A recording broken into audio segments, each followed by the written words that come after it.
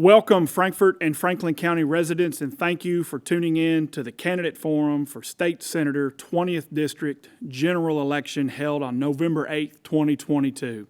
I'm J.C. Young, and I'm honored to serve as on the Chamber Government Affairs Committee and as your moderator for this event. The first meeting of the Kentucky General Assembly occurred in 1792, shortly after Kentucky was granted statehood. For 230 years, Frankfort has stood as the Commonwealth capital and has been the meeting place of the legislature. The State House is made up of 100 elected representatives, while the State Senate consists of 38 elected senators with larger population districts. After redistricting last year by the legislature, the 20th District is now composed of Franklin, Carroll, Gallatin, Owen counties, parts of Boone, and Kenton. The obligations of a state senator include policy research, drafting bills, reading and considering legal opinions, legislative committee work, taking concerns from constituents, evaluating state programs, and assessing how legislation will affect their district and the state's budget, and most recently, funding natural disaster cleanup. In this candidate forum for state senator for the 20th District, we're honored to have Ms. Teresa Barton and Mr. Jay Williams. The office that you're seeking has a storied history in our state's capital, and it's worthy of candidates such as yourselves.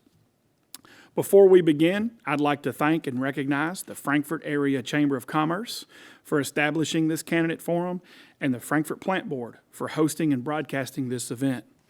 Serving as our esteemed panelists and those doing the real work at this function are owner and attorney with Apollo Law and Frankfort Area Chamber of Commerce Chairman, Mr. Jason Hart, Executive Director of the Kentucky Association of Master Contractors, Chamber Board Member and Chair of both the Education Committee and Frankfort First Foundation, Ms. Lynn Faulkner, Chair of the Governmental Affairs Committee and Frankfort Plant Board Communications Director, Ms. Kathy Lindsay. Candidates, you will have 2 minutes for opening remarks and 2 minutes for closing remarks, 1 minute responses to questions with 30-second follow-ups if asked by a panelist. You'll also have 2 opportunities to extend your time or to rebut another candidate's response. This is titled bonus time. Please just signify to me or our timekeeper that you'd like to use one of your 2, and we will grant you that opportunity. Both bonus times are 1 minute each. I would ask candidates to please pay attention to the timekeeper and be respectful of that process. We had a draw prior to the forum, and opening remarks are going to begin with Mr. Williams. Mr. Williams, you have 2 minutes for your opening statements. Thank you very much. I sure do appreciate it. And thank you very much for this opportunity to have a debate kind of format where we can go back and forth a little bit and really dig into the issues. First thing I need to explain is apparently down here my name, G-E-X. That's pronounced J. It is an old Kentucky name. The first J family appeared in the 1810 census up in Carrollton. There was a Civil War battle at Jay's Landing up where the Markland Dam crosses the Ohio River. If I say I've got an unusual name spelled G-E-X and pronounced J up in Carroll County, they get a bit of an offended look and say, what's funny about J? There's, at least I know, about a half a dozen J's, J. Williamses that live in the district. I'm only related to 2 of them. There's a lot of J's with the last name J in the district. So it's an old Kentucky name. But I also have some connections to Frankfort. You mentioned the history of Kentucky. One of my great-great-great-granddads, Thomas Lewis, was a Fayette County, Virginia judge when Virginia had 3 counties in what was Kentucky, and Franklin was in all 3 of them. And he was the Virginia County judge that swore in Isaac Shelby and then became the first senator from Fayette County. We've got a long history here. I have also served in the Senate for 8 years, back in the 90s. Excuse me. That's one of my family members calling through, apparently. I served for 8 years back in the 90s and got to work bipartisan with the legislature. We got a lot of things accomplished. The reason I'm running is because we changed things back then. It's now time to change things again. It's got to be very difficult, and I think it's time that we get somebody who can go to work for this district day one. Thank you very much.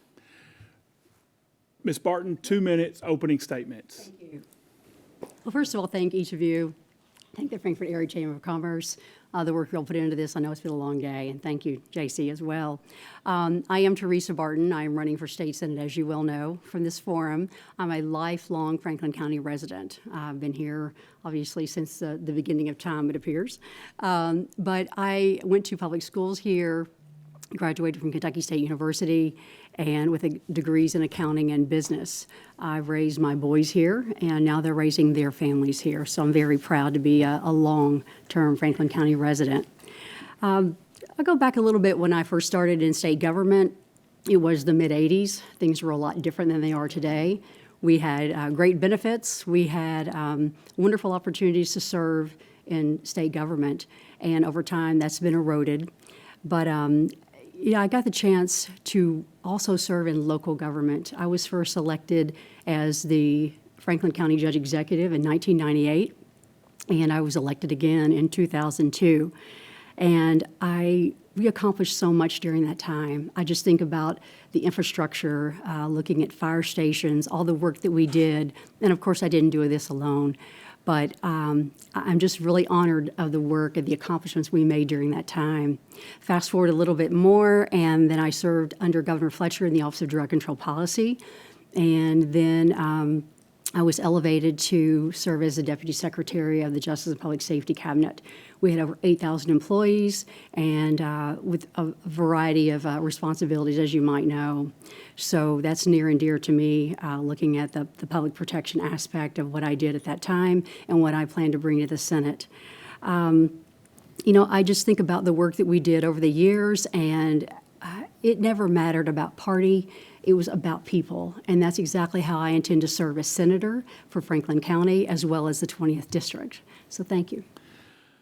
Our first question comes from Board Chairman, Mr. Hart. It's going to be directed to you, Mr. Williams. You'll have 1 minute to respond.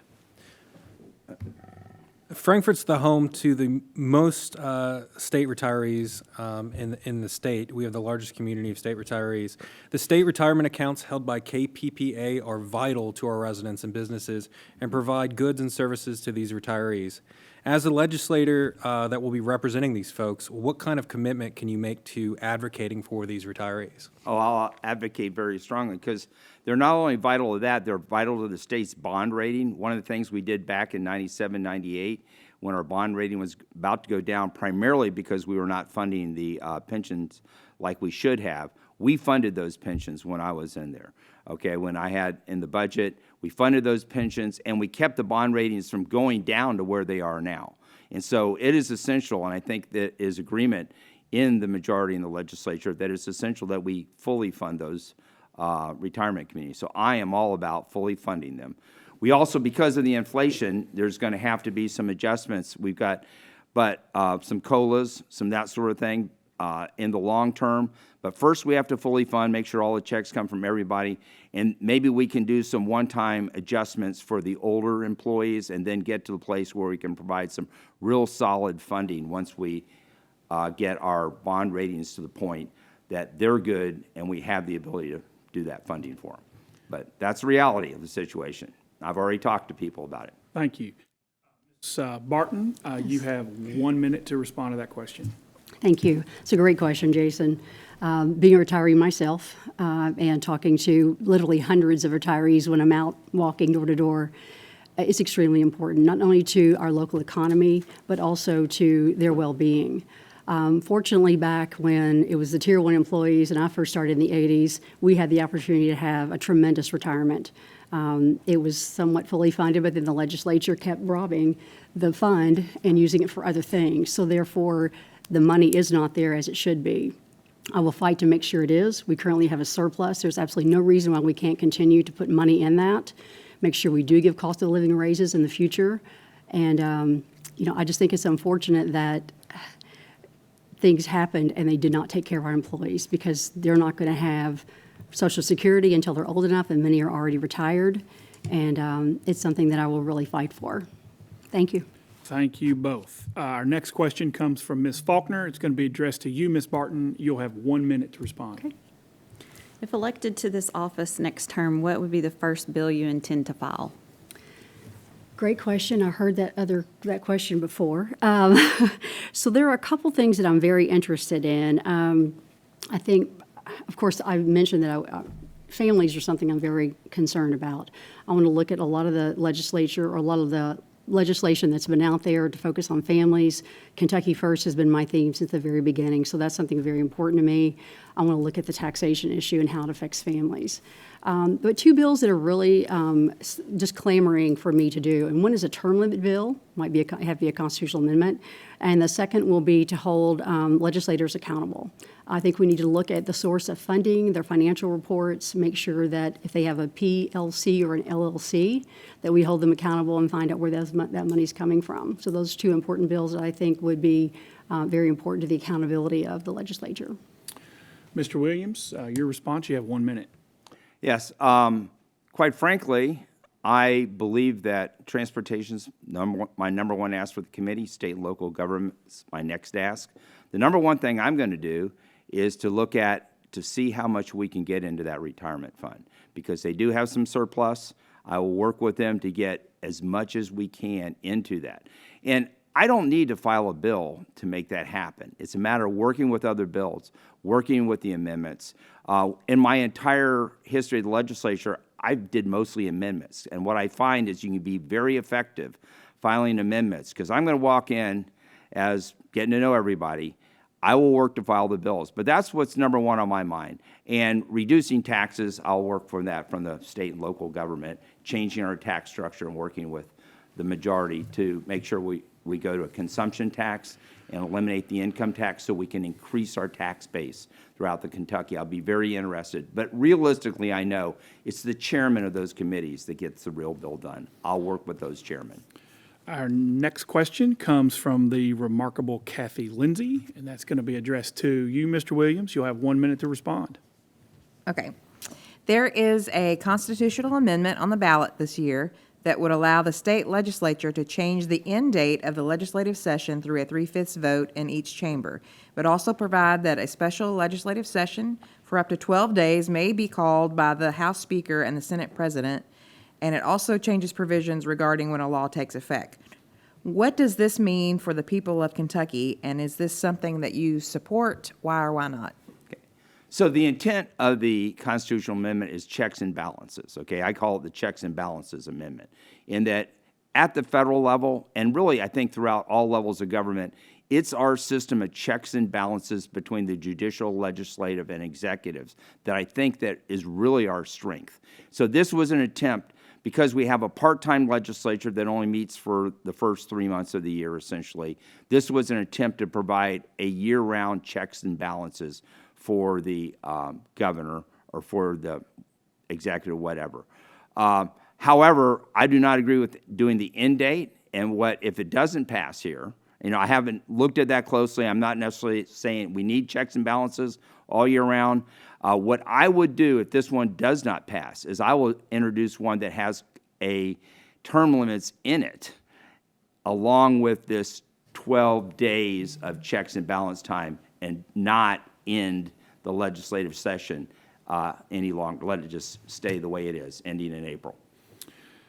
Thank you. Mrs. Barton, you have 1 minute. Okay. I will be voting no on that. And I've given it a lot of thought, because I look at fiscal courts when I was judge executive, and should the judge executive not be doing their job? Should there be a lack of communication, or just maybe a contentious relationship? The fiscal court can call the fiscal court into session. So I looked at that. So I've taken this very seriously. And I believe that the reason I will vote no is, to me, it's nothing more than additional power. You know, people can say what they want about Governor Beshear and what he did during the pandemic. I think that's pretty much what it stemmed from. To me, this is just adding additional power to the legislature. And I believe that the separation of powers is adequate. And probably a little better communication would be the most important thing, and be able to come to a consensus on when the session is called and what the content of that session is. So that would be my answer. It's no. Thank you both. Our next question comes from Chairman Hart. It's going to be addressed to you, Ms. Barton. You have 1 minute. Thank you. So the City Commission established a fairness ordinance in Franklin County and a Human Rights Commission. Given that, do you support adding employment protections for gender identity at the state law level? Matter of fact, I just looked that up because I was looking, for some reason, I was looking at the ordinances to make sure that I kind of understood where they were. I believe at the state level, there are adequate protections. I don't necessarily see the need for any additional laws. To my knowledge, the state level, if you look at the Equal Opportunity Office, I believe that is included within their protections. So I don't see a reason to address that. Mr. Williams, 1 minute. One of the things I want to do is be more competitive with business. When you put that kind of mandates or regulation on businesses, it tends to make them less competitive with other states around us. So I would very much not support anything that would make us less competitive with some of our neighboring states or a whole in the United States. So no, I would not be supporting that at the state level. Our next question comes from Ms. Lynn Faulkner. It's going to be addressed to you, Mr. Williams. You'll have 1 minute to respond. My passion is construction. And so currently, trade and vocational schools, private trade and vocational schools are not eligible to use KEYS money. What would you be in favor of allowing this, and what stipulations might you have on that? Oh, absolutely. My background, my dad was a civil engineer, had a consulting engineering firm. I grew up at 14. I was out on construction sites, out on the road, surveying those things. And I worked for 4 years in housing, building, construction as a state employee. I know the need for vocational education here, and we need to provide the things. One thing that Biden did was to give forgiveness for loans for people who went to college. And I walk through this community and find the vocational electricians and HVAC, people who paid for their own loans, who paid for their tools and borrowed money for it, and they're not getting it forgiven. So yes, I will be about that. When we join the vocational schools and the community colleges to make the vocational schools more significant, it actually killed the vocational schools. And we need to start down at the high school level and do it and look at some of what they do in Germany and that sort of thing, where I think that a lot of kids at the high school level, even because they're not going to college, they're considered less than or failures. They need not to be. We need to transition them into our trades. Ms. Barton, 1 minute. Yes. Workforce issues are huge. You know, I was just looking at the chamber and the things that you all deal with every day. And to me, that's one more reason to look at trades. I recently had the opportunity to tour through some of the labor unions in Louisville. I had a chance to go to the apprentice program, and it's quite phenomenal, I have to say. Electricians, plumbers, pipe fitters. And those are the things we need to make sure that they get the funding they need, they get the help they need. They're absolutely going to be paid a premium eventually. So to help them get through that school, I think is something we definitely need to do. If money were to be diverted to something of that sort, I think it would certainly make a difference in the community. We need a strong, vibrant community, and our workforce is the key. Our next question comes from Kathy Lindsay, and it's going to be directed towards you, Ms. Barton. You'll have 1 minute to respond. Okay. The General Assembly over the last few years has passed several changes to the state tax code, and there is an interim legislative task force considering legislation regarding the barrel tax on bourbon. Do you support the repeal of the barrel tax? If so, what would you suggest to replace the revenue to Franklin County? That's a real tough one. And let me tell you why I think it's a tough question. I'm really anxious to see what comes out of the task force. I know they're continuing to meet. They just recently met a couple weeks ago, and they have another meeting coming up. We have to balance between the bourbon industry, what they bring, everything from tourism, economic development, not to mention $2 million to the Franklin County community. I believe the statistics said that local governments as a whole in 2021 received $33 million. That's significant. Something that I would propose is, I know I've got my time here, $2 million over 7 taxing districts is significant in Franklin County when you look at our revenue base. I think that we should look at, I guess it would be a constitutional amendment to allow a local tax option. I think we need to balance that with the industry. They are accountable. They are bringing in tremendous dollars, but we also can't penalize them. I mean, we are on this surge now of bourbon across the nation, internationally. So I would like to, I hope that we will take care of the industry, but also balance that to make sure that we get what we need locally. Mr. Williams, 1 minute. Yep. So one thing I learned from my 8 years in the legislature back in the 90s is that you got to go to these interim committees to hear both sides of it. So I actually, because I know that's important for Frankfort, I've been attending that task force. And I have been at a couple meetings so far. I will attend the meetings in the future because you need to hear all sides and you need to hear what's being presented on there. And I know to be effective day one, this session, with this issue and other issues, I have to keep track in the interim. So I am attending. I'm listening to both sides. It is going to be a tough sell. It's going to be it's a tough issue, but we are overtaxing the bourbon industry. There's just no question about that. The question is, what are our solutions for that? Because we can't just say, there's all sorts of ads that West Virginia, Texas, Tennessee are all running that with the ingredients for bourbon, and the one thing in there that's not in there is Kentucky. And so we are getting a lot of competition, and it's cheaper for distilleries to not only move out, but they're forming everywhere else. So we got to, it's a competitive market. We have to realize that. We'll come up with something that works, I believe. The next question comes from Mr. Hart, and that's going to be addressed to you, Mr. Williams. I'd remind both candidates we have 1 minute responses. Mr. Hart? Kentucky is not unique to having a workforce problem. It's nationwide. But we keep hearing from businesses regarding worker shortages and small businesses keeping up with pay increases and inflation. What can you do as a member of the legislature to grow and strengthen our workforce community in this state? Mr. Well, Williams? one of the things I think we start out is we start at the high school level, and that, again, we've been tracking too many of these workers toward college, and some of the kids that go to college get bored. We need to go back to the vocational education that we have down there. One of the things, my 3 daughters go to a public school, and they have robotics and cyber competitions that equal and rival in terms of the investment from the community as the sports programs, okay? And that actually, just in a fairly short period of time, they were turning it up, and my oldest granddaughter runs a team of 30 girls. A year ago, they had 5, okay? And they were able to put that priority. But that's where it starts, I believe. And I think that'll also help with our drug problem, because kids are getting bored in school because they're not going to go to college. These things aren't relevant to them. When we start providing the vocational education that they need, it'll keep them interested, give them excitement about getting up in the morning and learning something new and doing something. So I'll go to work for that. Ms. Barton, 1 minute. Kind of back to the thing I talked a few minutes ago about the importance of training. There are all aspects of what we need to do to get folks in the workforce. And I think it does start at probably the middle school level, the high school level. They're doing a really good job. I just think there are more things that we can do to help with that. As mentioned, not everyone is ready for college or want to go to college. There are a lot of other areas that you can, paths you can take to get into the workforce.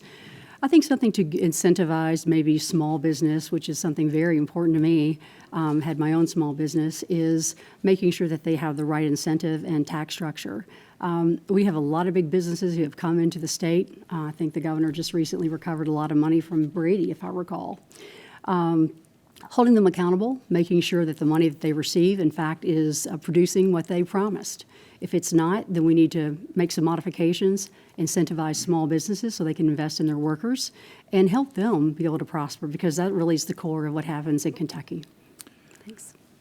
We're kind of getting down to the end. A couple more questions. Ms. Faulkner, your question is going to be directed to Ms. Barton. Ms. Barton, you'll have 1 minute to respond. Okay. Some of the counties located in the Golden Triangle have made huge gains in population, new housing industry, and the key to growth is transportation and infrastructure. What do you support at a state level to increase our state's resources towards transportation? I served on, you're right, the growth, the future of Kentucky is the growth in infrastructure. While I was judge executive, we served a lot of folks with sewer, water, made sure that our roads were in very good shape, and they were. I served for 6 years on the Transportation Advisory Committee on the Bluegrass Area Development District. And we prioritized what needed to happen, and we followed through. We worked closely with the Secretary of Transportation, which I personally know and be glad to work with as well. This entire district, this isn't just a Franklin County issue. It's district-wide. I've traversed these roads for quite some time now. So we need to make sure that we do have that in place where it needs to be. But, because I've been there, because we've done that, I feel very confident that I can go and help make a difference. I know we're close on time. Go ahead. We're good. Mr. Williams? Okay, 1 well, minute. transportation is my number one ask, but infrastructure in general, I think you need to look here more regional. In northern Kentucky, they had regional services. Starts with sewers. That's what I went to school on. My dad did a lot, but they have a regional sewer district. You can have a regional sewer district to spread the cost of your sanitation district. If you're going to grow, the first thing you need is sewers. It's a lot easier to bring power and water into an area, or even roads, than it is to get that sewer infrastructure in there. So work with your surrounding counties in your region to bring the sewer up. And then, Mr. Williams, I'm going to stop you. You have 30 seconds, so let's exhaust your time. If you want to use it, then you can. okay. You got 30 seconds. Go ahead. Okay, good. So, because I think this is a critical thing for this area, is working in their regions with the sewers. We also need, in transportation specifically, we're using a 1920 formula to disperse our road funds, called the formula of the fifths, okay? And they divide it up different ways, but basically they're dividing it by lane miles. We need to look at passenger miles and axle miles. We need to use some of the newer technologies we have for tracking trucks and weights and that sort of thing. And we need to make sure that the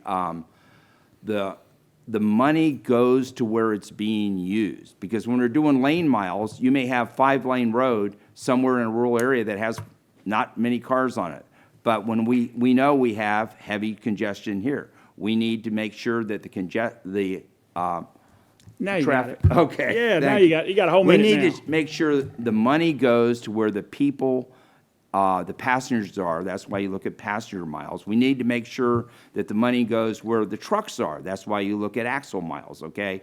There are ways that we can track both of those with the technology we have today. So what I will work for, and I'm not going to get it day one, but what I will work for is a fundamental change to the way we allocate transportation money in the state. I think we can do it and bring it up to this century and not being used, literally a formula that's 100 years old for how we disperse road funds.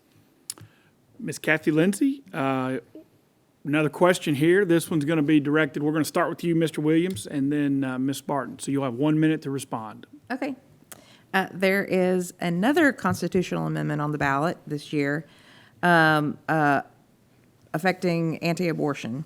How do you think that anti-abortion laws affect companies looking to locate in our state? And will you be voting for or against the Yes for Life amendment? Well, that is not an anti-abortion law. For Constitutional Amendment 2 regards, is there a right to an abortion or payment thereof in Kentucky's Constitution?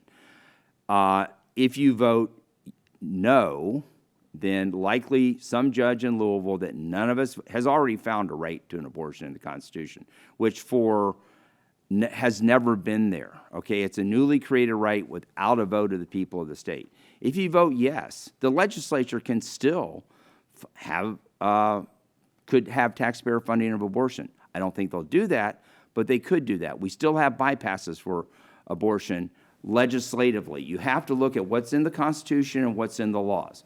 The Constitution does not now have a right to abortion or taxpayer funding for an abortion, and no judge nobody in this district voted for that judge that found that right. It's not there, and we need to do it the right way. Barton, 1 minute. Vote yes. This is just such a tough question for everyone. I think from a personal standpoint, many people know that, I was a teen mom. We've talked about this, I talked to you about it, Kathy, on camera. I don't know really how it applies to the workforce from that aspect. I've not seen any studies or anything particular that talks about how it affects those being drawn to our state. I will be voting no, but probably not for the same reasons a lot of folks are. I believe there should be reasonable restrictions, but also reasonable exceptions. There are exceptions that are not allowed based on this trigger law, and I find that to be just a real problem for the health of women. To me, this is a medical decision. I've ultimately said this is between your faith, your family, and your physician. There's obviously a stark contrast in our beliefs. But I believe that we should make sure that we take care of women and medical decisions that are necessary, only necessary, never public funding, contrary to what you've said, and never a late-term abortion, ever. We are now at the time for closing remarks. We started with you, Mr. Williams. We're going to go to Ms. Barton for closing statements. Okay. You have 2 minutes All right. for your closing statements to the Franklin County electorate. Okay. Thank you. Well, thanks again, everyone, for this opportunity. As I mentioned, there's some stark contrasts between my opponent and I and what we stand for. I have a common sense approach to everything I do. I'm a moderate Democrat, been a lifelong Democrat, never changed that, but I believe that the common sense that I have, that I will bring to the legislature, is extremely important for this district, particularly for this county. I'm responsible, I'm reliable, and I'm very reasonable. I'm not going to be one of those that's going to beat someone over the head because they don't agree with the way I believe. And that's just not the way it's been lately. This district needs someone with common sense, someone who cares about others, has a servant's heart. I've been a public servant the bulk of my life. The last 14 years I've been in the private sector, but that's what I've done my entire life, is served on a variety of committees, a variety of local agencies, working in state government. And this is the kind of person we need, someone like me. I may not be the perfect candidate, but I think I'm darn close to what we need to represent us, someone who cares, someone who will make a difference. I have the support of 4 governors, a Republican and 3 Democrats. That's kind of unheard of. But it just shows that I'm the kind of person that I'm going to work with everyone. It's not going to be this supermajority that they're going to tell everybody what to do. We will work together. We will communicate. I've sat shoulder to shoulder with the President of the Senate, and I can do it again. I just believe that we need someone who cares, someone who will put people first, put Kentuckians first. And I believe that I'm that person. So I ask for your vote on November 8th, and I will be honored to serve you. Mr. Williams, 2 minutes, closing remarks. Very good. Well, I care, or I wouldn't be running for this. I basically was retired. I've been a small businessman almost my entire life. I did take 8 years out for public service in the legislature, 4 years out when I worked for housing building and HBC as a state employee. And I'm going to slow down a little bit because I'm talking fast and I've got a little extra time. So I care about this district. I care about my 6 grandkids, my 14 grandchildren. This is where I want them to live and to retire in Kentucky. That's why I care. And I care about Frankfort because I'm unique in this district, is I've got the family history with the deep Kentucky roots. And also, I moved up to northern Kentucky, and a lot of people are not there. So I can connect the transient population of northern Kentucky with the deep roots of Frankfort and serve the both. And they both have some edge of the district has something to learn from the other. So I'm looking for that opportunity. And I will be in a majority. I know how this works. This county deserves to have a member of the majority that can go to work for them right away. Go to work for the people of the county. And it's going to be very easy to represent this whole county. It's going to be very easy to represent Franklin here. But you need somebody on the inside and not the outside. And quite frankly, you can listen to what the Democrat floor leader said about me when I left. I think it's out there. He complimented me quite a bit. I work with people. Unlike the implications that's been going across the thing, it's people that are important. The issues change. I say be hard on the issues. You'll know where I stand on the issues. Be easy on people because people are people. And so I respect people. I respect the process because no matter what the issue is, on the next issue, I may have to, yeah. So on the next issue, I may need that person, and that happened to me in the legislature. Literally, one of my last votes I took, it was the chief of staff for the Democrat Party on a bill that we had beat earlier I thought it was lost, okay? It was an interesting bill, but she came up and we had not ever agreed on much before that, although we agreed on different things. She came up and felt we had a relationship. She said, hey, how can we beat this bill? Coming out of the most dangerous time, it was a pre-conference committee on the last day of the session, and things are going to change then. So I know that process. I know how it works.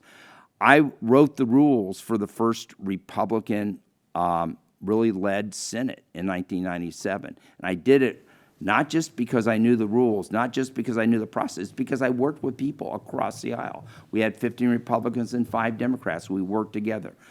I can work for Frankfort from the inside of a supermajority. And that's what you need, and that's what you deserve. And with all due respect, you're not going to be able to do it from the outside because you haven't made that. Yes, you can. You got 1 minute. I'd like to add a little bit to this. We've heard a lot today about both candidates, and I think it's time that we kind of come clean on who my opponent is. He's been attacking me since day one. He has been saying things that are completely inappropriate, and this is a person who served in the General Assembly. In 1998, he missed 100 votes. This is not the kind of person that we want representing Franklin County. There are so many other things I can say that are facts. He continues to tell inappropriate, their lies, their fabrication. You know, it just doesn't seem to end. And I've pretty much had enough. I'm trying to stay professional. But the things that you say that come out of your mouth, it baffles me that you actually can say them with a straight face. It's unbelievable. And I just think we all need to understand. So with that, I would appreciate your consideration, because I just believe that someone who comes in here and says things that are completely untrue and they fabricate stories day after day is completely inappropriate and someone we don't need serving us. Thank you both for attending today. As we close, I would like to personally thank both candidates for seeking this office. You put your name on the ballot, spent your own time and money, skipped out on family events only to serve your community, and I want you to know that's appreciated. You've both done a great job in this forum, and I wish you the best in this election. There have been some election laws changes statewide over the last several years, and there are multiple ways now to cast your ballot in this election, a few of which include mail-in absentee voting, early in-person voting before Election Day, and in-person Election Day voting November 8th, 2022. If you don't know where or how to vote, please call the Franklin County Clerk's office at 502-875-8702 or check out their website. It's loaded with current election information. Voting is a right in this country provided by our Constitution, and hopefully these election law changes will increase voter turnout and participation. It's been an honor to serve as the moderator and MC for this event. I'd like to thank all the folks that aren't on camera who helped make this day possible. I'd like to thank the Frankfort Plant Board staff, the Chamber staff. That concludes this forum. Thank you for joining us.